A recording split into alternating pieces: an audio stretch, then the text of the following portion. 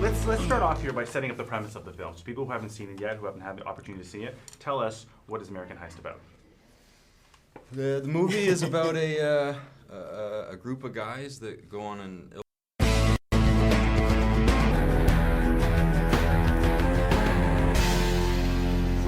Let's start off here by setting up the premise of the film. So people who haven't seen it yet, who haven't had the opportunity to see it, tell us, what is American Heist about? The movie is about a group of guys that go on an ill-fated attempt to rob a bank, more or less. That's sort of the gist of it. After the money. We're always after the money. We're always after the money. And then, of course, there's that challenge between the two brothers. You know, yes. Yeah. One has a huge criminal past. The other one's trying to change his life from a past. And it's kind of conformed in a way to where he's kind of being influenced because, of course, he's the older brother and he wants to keep him out of trouble, but at the same time stay out of trouble. And they both end up being in trouble. Right. Let's talk about that, the idea of the ties that bind either by blood or by community. So when we talk about the term brother, you know, actual biological brother or like the brother of the community, how can that influence and even corrupt, especially in this situation here? Well, I mean, that sort of what you're talking about was exactly what I thought was sort of so compelling about the story was you know, exploring that bond and how deep that really goes. I mean, they are brothers, and I have a brother, and so the brother bond you know, is meaningful to me. But you know, it's about the camaraderie as well between, you know, the larger group and. But you know, it is if you're not surrounding yourself with the right people and you're caring for people that are, you know, not making the right decisions in life. It can be it tough. can go very wrong for you. And so Absolutely. I think the movie is like, you know, a cautionary tale in a sense. What's your take on that? I mean, blood is thicker than water, clearly. So you're going to do things that you would do for family that you wouldn't do for anyone else. But in a particular situation of this, it's almost like he's caught between a hard, you know, rock and a, you know, Hard place. Yeah, in a hard place. Ultimately, because of the fact that the people that he fears, he has to conform to their views or whatever. But then at the same time, he doesn't want to involve his brother. But the only way to get out of the situation is involving his brother. So he has to pick that choice of, I'm gonna die either way, or either I'm gonna go or my brother's gonna go. One of the two. Right. And he chose to be the one to go. You know what I Right. mean? So It's, you know, it's a powerful notion, you know. absolutely. How did you draw on your own personal relationship to develop your relationship with Adrian? I mean, Adrian and I think just sort of instantly hit it off. We had a lot more in common than we realized. He also like has a farm out in the sticks and has that escape, and so we had a lot of sort of commonalities that we were able to bond over. And we just spent, you know, a good amount of time working on the characters and the script together, and that relationship, I think, just sort of organically, you know, comes to life. And he's obviously an amazing actor and so committed with his work that I think, you know, he it makes it easier for everybody else who's working with him. Right. Now for you, in the film, you also wrote some of the music. Why was that important for this project to have that element of your talent involved, as opposed to just being like, you know what, I'm just going to do my thing in the movie? Well, that was the beauty of it, the fact that I can be able to be able to contribute on music, on the music side of things. Mm-hmm. Ultimately, that's my background is music. So Right. ultimately, any film that I'm involved in, I would like to be a part of the music aspect, especially a film like this that kind of, you know, that I can really relate to in so many different ways. You know what I mean? But it ultimately, I thought that the marriage between the two was amazing. Even when you like watch the finishing of it and you feel how it all merges and meshes together, it's really, really good. Yeah, you just mentioned right there how this movie relates to you. How is this story, how does this touch the personal chords with you? Well, ultimately, you know, from the environment I came from, I was almost in similar positions where there's decisions you have to make, and it's always with people that's close to you, whether it be friends or family. And ultimately, a lot of people in certain, you know, you could say environments, ultimately that's how they get caught up. You know, it's always through someone that they know or someone that's close to them that influences them.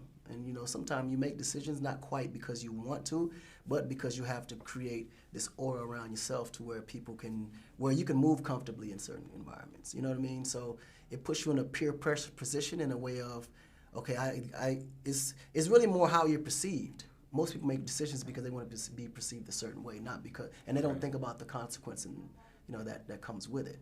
You know what I mean? Yeah. And ultimately, that's how you get caught up. You get caught up, and it's always not just you by yourself, because you don't make decisions alone. It's always the people that you're around. Right. You know what I mean? Just touching on the music base there. Do you want to get more into acting? You want to depart that, or do you want to keep music at the forefront and take that globally? I think eventually the acting part of it will probably, override the music aspect of it, because I'm in a position musically where I don't think there's anything personally that I haven't accomplished musically. So I want to kind of graduate into the acting aspect of it, and then the films that I'm acting in be a part of the music heavily. Right. Yeah. There's the quote by Thomas Jefferson. I'm totally paraphrasing it here, but he says to an effect that the banking institution is worse than is worse for the liberties of the community than any standing army. Right. How does that tie into what the message of this film? I think what the filmmaker was trying to do was give this act, this robbery, some sort of social context, and there is a lot of sort of suspect aspects of the financial banking system that you can read about, and Jefferson was verbal about the fact that he thought that it had the potential to go really wrong. Right. So we don't need to get into it too much, but But I'll ask you this. Now, I don't know if you can even answer this question, but as a Canadian seeing this, part of me is is the American system that different than the Canadian system? But when you, as a Canadian, looking in and being a part of this story, can you remove yourself and be like, man, that is messed up shit? Well, I mean, not really, to be honest with you, because I think the economic system is a global system. I think it's broken on a much broader scale than just one country. I don't know. I think that we could probably do better than what we have right now. But right. But that's really sort of, I think, the commentary that the filmmaker is trying to impart. You touched on the music there, but what are some other stylistic elements that the director and then the team behind creating this film brought forward to make this movie unique and to stand out when he was creating his vision? I mean, bringing people like Akon on board. Yeah, the casting was amazing. Yeah, it was really bringing together the right group of people, and honestly, I was so impressed with what this guy brought. Obviously musically he's very accomplished, and he was able to bring a lot of value to the project on that front, but from an acting standpoint, he was a natural.